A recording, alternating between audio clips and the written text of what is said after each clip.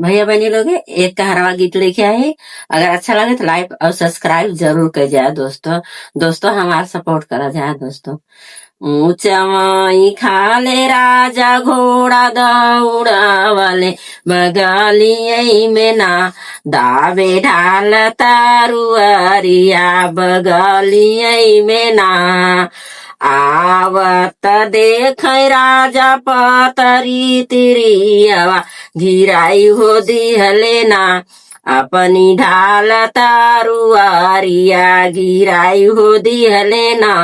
तनी थमाई न दे तू ना धन ढाल तारुआरिया थमाई न दे तू ना बाएं हाथ ली है राजा ढाल तारुआरिया दहीने हाथवा खींची घोड़ावा बैठावले दहीने हाथवा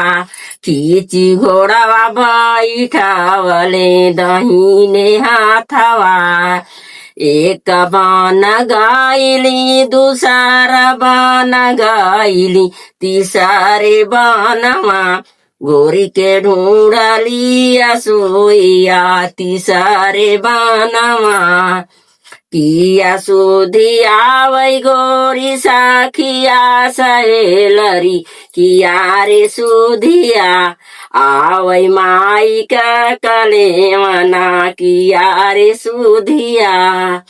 नाही सुधिया वै राजा सखिया सहेलरी नाही रे सुधिया आवै माई का कलेवना नाही रे सुधिया सुधिया तयावै राजा उहै बार बिहलवा जमान राजवा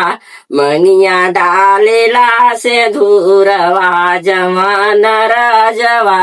मनिया डालेला से धुरवा जमान राजवा।